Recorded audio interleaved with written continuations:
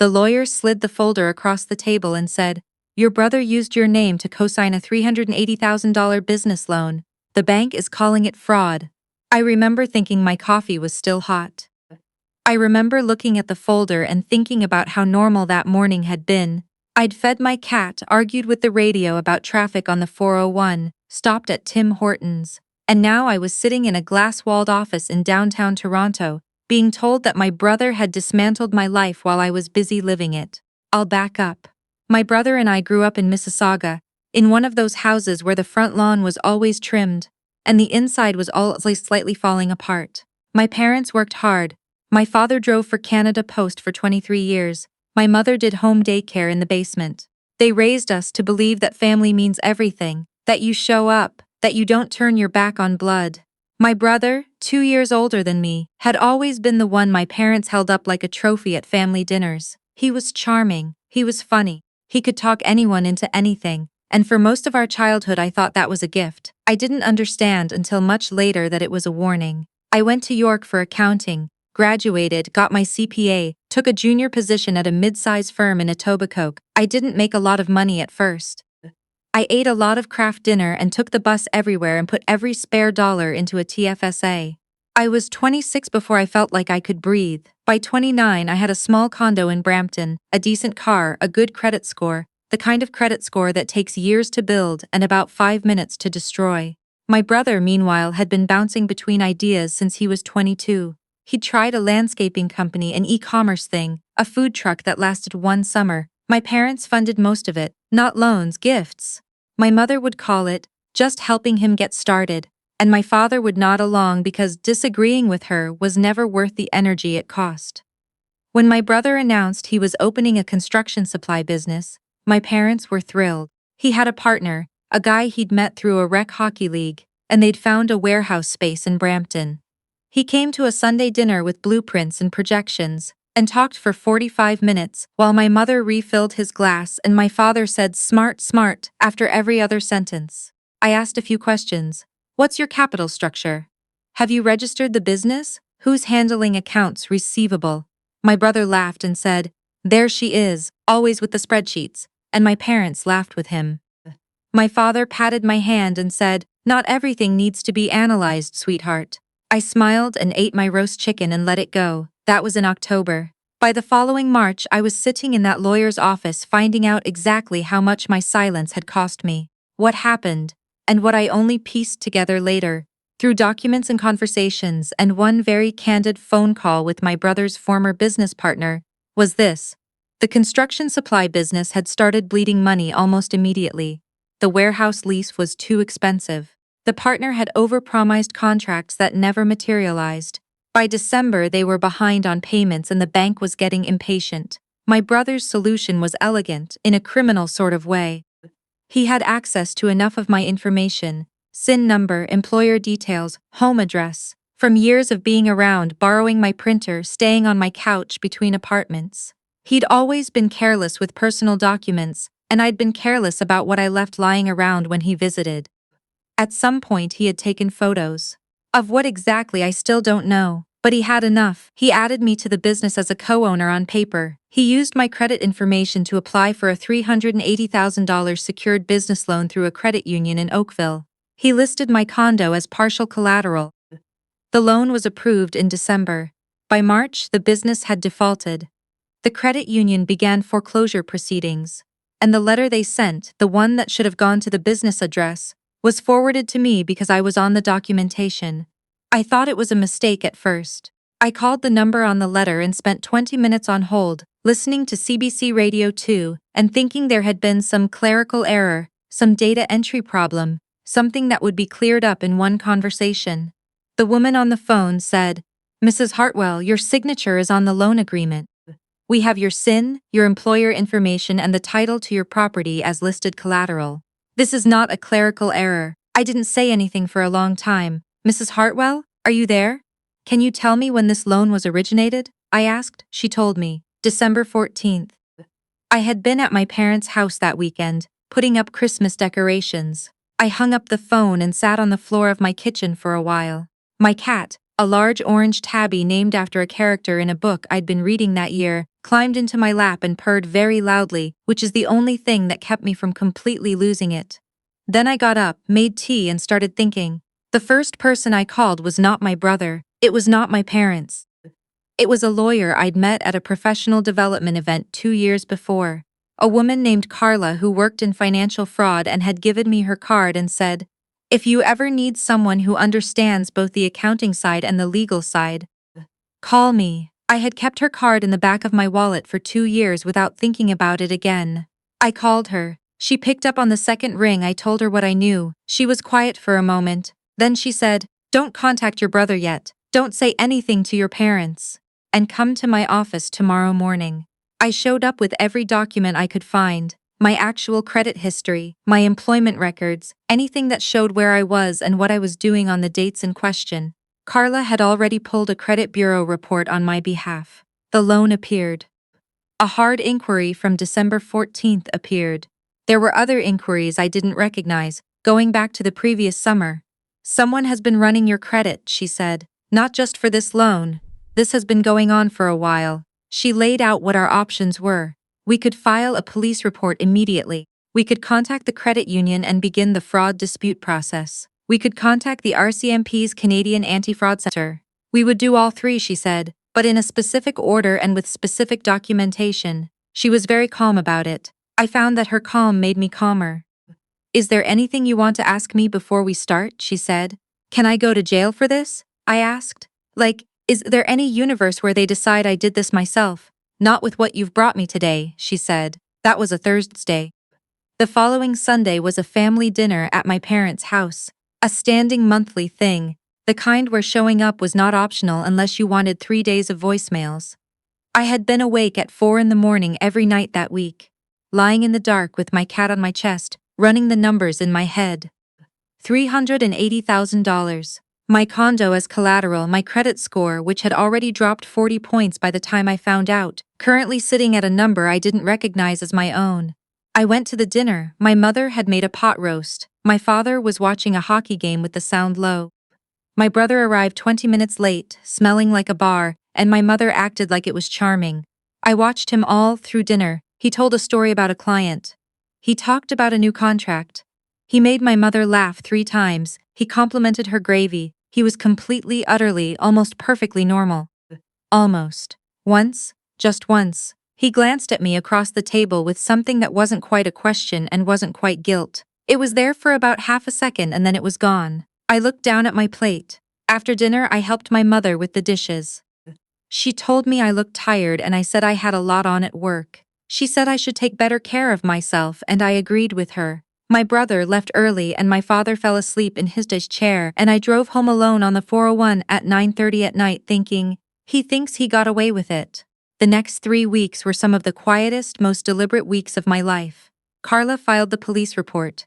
The credit union launched an internal fraud investigation.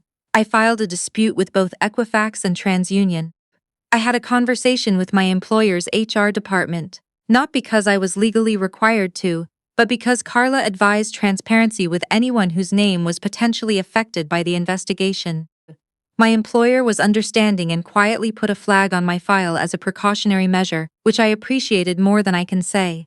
What I had not done yet was tell my parents.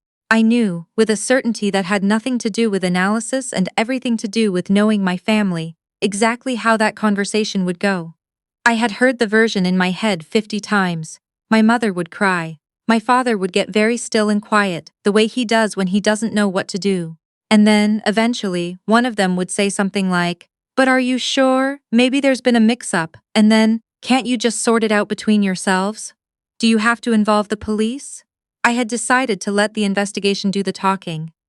What I did not anticipate was my brother getting ahead of it.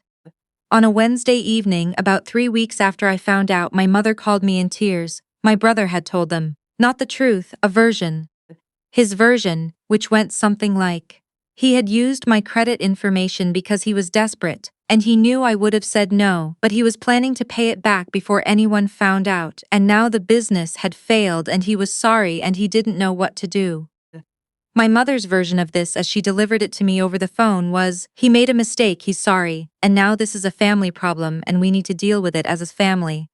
I sat on my couch with my cat and let her finish. Then I said he committed fraud, using my identity. My home is listed as collateral on a loan I never signed. This isn't a family problem, this is a criminal matter. Silence. Surely you don't want to see your brother go to jail, she said. I didn't put him there, I said. He put himself there.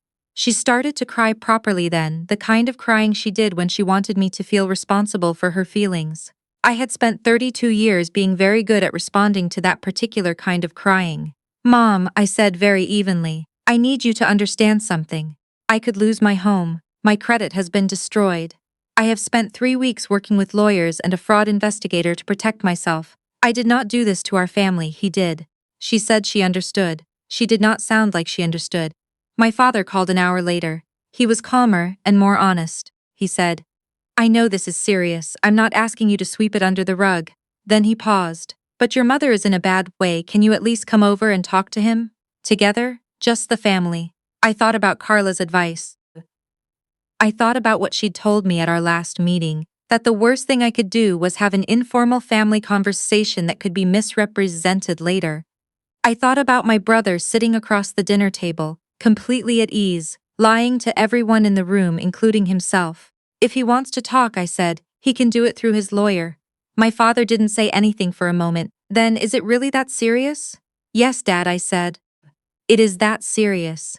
I hung up and didn't answer the next 6 calls that came in that night. 4 from my mother, 1 from my father and 1 from a number I didn't recognize that I later found out was my brother calling from a friend's phone. I let them go to voicemail. I did not listen to the voicemails that night. I made tea. I sat with my cat. I went to bed at 10 o'clock because I had an early meeting with Carla in the morning. The investigation moved faster than I expected. The credit union's fraud team, once they dug into the documentation, found several inconsistencies that had been overlooked at the time of application. The signature on the loan agreement did not match my actual signature on file from a previous personal account I held with them. The in-person verification had been done via a video call, something the credit union had introduced post-pandemic, using my photo ID which my brother had apparently obtained a copy of. How exactly is still something I don't know. I have my theories. The RCMP financial news got involved. There was a second set of interviews, this time not with me as a victim building a case, but with investigators building their own. Carla went with me to every single one. My brother hired a lawyer. My parents, I found out through my aunt, my mother's sister, the only person in my family who consistently gave me straight information, took out a line of credit against their house to help pay for it. My mother stopped calling me every day and started calling me every 3 days, and the tone of the calls shifted from grief to something more like accusation. You're tearing this family apart, she said once. I didn't say the thing I was thinking, which was, I'm the one holding it together actually, because I'm the one who didn't commit fraud. Instead I said, I love you, Mom, but I can't help him with this. There was a family meeting, not the informal one my father had asked for, but a formal one, arranged between lawyers at a neutral location. I sat on one side of a table with Carla. My brother sat on the other side with his lawyer. My parents were not there because Carla had advised against it, and his lawyer had agreed. My brother looked terrible. He'd lost weight, he wasn't sleeping. I recognized the look because I'd been wearing it myself for 6 weeks. He didn't apologize directly to me. His lawyer did most of the talking. What they offered was a payment plan. My brother would take a personal loan, likely from my parents' HELOC as it turned out, and begin repayment to the credit union. His lawyer framed this as taking responsibility, which was technically true in the way that getting caught is technically a choice. Carla asked for the repayment terms in writing, with a firm timeline, executed before any request for reduced charges would be considered. She was exceptionally good at her job. My brother looked at me once during a pause when both lawyers were reviewing documents. I looked back at him. There was a lot I could have said. I didn't say any of it. When it was over and we were standing outside on King Street in the April rain, Carla said, "You did well in there." I said, "Is it over?" She said, "This part, mostly." It wasn't completely over for another 4 months. The credit union settled their claim through the repayment agreement, which meant the foreclosure proceedings on my condo were halted. The fraud dispute with the credit bureaus was resolved. Both Equifax and TransUnion removed the loan from my file, and my credit score began to recover. The RCMP investigation resulted in charges: fraud over 5,000 under the criminal code, identity theft, and 1 count related to the falsified business registration. His lawyer negotiated, there's always negotiation, and he eventually pleaded guilty to a reduced set of charges. He received a conditional sentence and a restitution order. He will not serve jail time, which I have mixed feelings about that I'm not going to pretend are simple. My condo is mine, my credit is mine, my name is mine again. I told my parents at a dinner in August that I had suggested, and they had been surprised I wanted to have everything I had not said during those months. Not in anger. I was too tired for anger by then. I told them what it felt like to open that letter. I told them what it had cost me, not just in legal fees and lost sleep, but in the specific and terrible experience of watching someone you grew up with treat your life as a resource to be extracted. I told my mother that when she said I was tearing the family apart, I had felt something close to despair, because I had spent my entire adult life trying to be the kind of person who didn't do exactly what my brother had done. And to be accused of destruction when I was the one who'd been destroyed, even temporarily, was something I would need time to forgive. My mother cried. My father looked at the table. Eventually my father said, "We handled this wrong, I'm sorry." My mother took longer, but she got there. I don't know what my relationship with my brother will look like. Right now it looks like nothing. No contact, no calls, no family dinners where we both have to perform normalcy. Maybe someday that changes. I'm not holding a door open, but I'm not building a wall either. I'm just not thinking about it right now. What I think about instead is this: I have a job I'm good at, I have a condo that's mine. I have a cat who is demanding and unreasonable and always in my spot on the couch, and I have never once been more grateful for a living creature in my life than I was in those months, when he was the only one who just sat with me, without needing anything from me. Last month I finally used the TFSA I'd been adding to for 6 years to put a down payment on a slightly bigger place. Still in Brampton, same neighborhood, just more room. The new place has a second bedroom I'm converting into an office. The cat has already claimed the window seat. I didn't tell my family when I moved. Not because I wanted to hide it, but because it wasn't about them. It was the first decision I'd made in a year that had nothing to do with protecting myself from someone else's choices, and that felt like the beginning of something. The movers came on a Saturday. I ordered pizza.